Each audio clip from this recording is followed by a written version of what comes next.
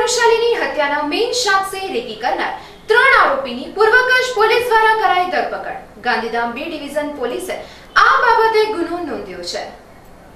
ગત તારીખ 8/1/2019 ના રોજ જયંતિભાઈ ભાનુશાલીની સયાજી નગરી ટ્રેનમાં ખૂનનો બનાવ બનેલ, જે સંદર્ભે ગાંધીધામ રેલવે સ્ટેશન પોલીસ સ્ટેશને ગુનો દાખલ કરવામાં આવેલો, જેની તપાસ ખાસ તપાસ દળ પશ્ચિમ રેલવે અમદાવાદનાઓ ચલાવી રહ્યા છે।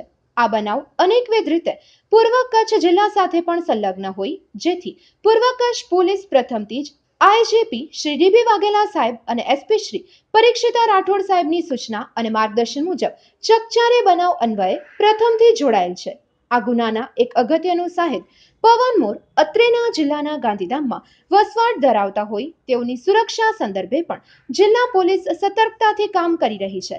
આ દરમિયાન તારીખ 2 માર્ચ 2019 ના રોજ એસઓજી પીઆઈ જેપી જાડેજા નાઓએ ઉપર જણાવ્યા મુજબના સાદેના ઘર, ફેક્ટરી તથા અન્ય બાબતે અમુક લોકો રેકી કરી રહ્યા છે તે મુજબની જાણકારી ગુપ્ત રાહે મળેલી, જે અનુસંધાને તુરંત જ LCB incharge PI Shri MS Rana તથા ટીમની સાથે રાખી સદરહુ શંકાસ્પદ ઇસમને ટ્રેસ કરી વિધિસરની પૂછપરછ પૂર્વ કચ્છ જિલ્લા પોલીસ વડા એએસઆઈ ટીમ દ્વારા કરવામાં આવેલી। ઇસમની પૂછપરછ તેમજ તેઓના મોબાઈલમાંથી મળેલી વિગત તથા ટેકનિકલ આસિસ્ટન્ટની મદદથી બાતમી મુજબની હકીકત ફલિત થવા પામેલ હતી, એટલે કે આ ઇસમો સાક્ષીની સુરક્ષા બાબતે ગંભીર ષડયંત્ર રચી રહ્યા હતા, જેથી આ બાબતે પોલીસ ઇન્સ્પેક્ટર એસઓજી દ્વારા શ્રી સરકાર તરફે તમામ ઇસમો વિરુદ્ધ ગાંધીધામ બી ડિવિઝન પોલીસ સ્ટેશને ઇપીકો કલમ 115, 120 બી મુજબનો ગુનો દાખલ કરાવેલો છે, જેની આગળની તપાસ police inspector Shri DV Rana B division police સ્ટેશનનાઓ ચલાવી રહ્યા છે।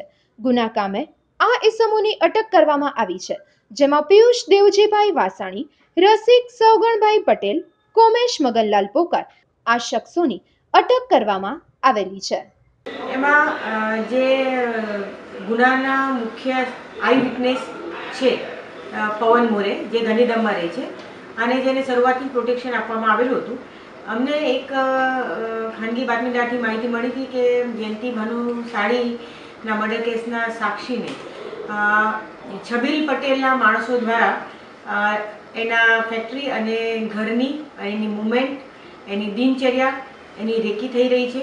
એટલે એ માહિતીના આધારે અમને જે એક છબીલ પટેલનો જે ગામનો વ્યક્તિ છે, જેનું નામ છે પિયુષ વાસાણી, મોટી મહુ ગામનો છે, માંડવીનો, અને એ અહીંયા ગાંધીધામમાં આવવાનો છે એવી માહિતી હતી, જેના આધારે અમે એમને ડિટેન કરેલા અને એમની સાથે એમનો ડ્રાઈવર પણ હતો, જે ડ્રાઈવર કોમેશ મગનભાઈ પોકાર જે પણ સામેલ હતો, અને એ લોકોની એમની પાસેથી અમને માહિતી મળી હતી કે ભાઈ છબીલ પટેલ દ્વારા વોટ્સઅપ કોલથી છબીલ પટેલના જે જમાઈ છે રસિકભાઈ પટેલ, એમની હાજરીમાં એવું એમને પિયુષ પટેલે કહેવામાં આવ્યું હતું કે હવે આ એક જ આઈ વિટનેસ છે ને એનું પૂરું કરવું પડશે, જેને કારણે પછી એ અમે જ્યારે ડિટેન કર્યા અને એ દરમિયાન અમને અમારી આગળ આ રજૂઆત એમણે કરી, કબૂલાત કરી, અને મીનવાઇલ છબીલ પટેલનો વોટ્સઅપ કોલ પણ આના પર આવેલો હતો, પિયુષ પટેલ પર। એમાં પણ છબીલ પટેલે એને પૂછેલું કે તમારે શું કામ થયું, તમે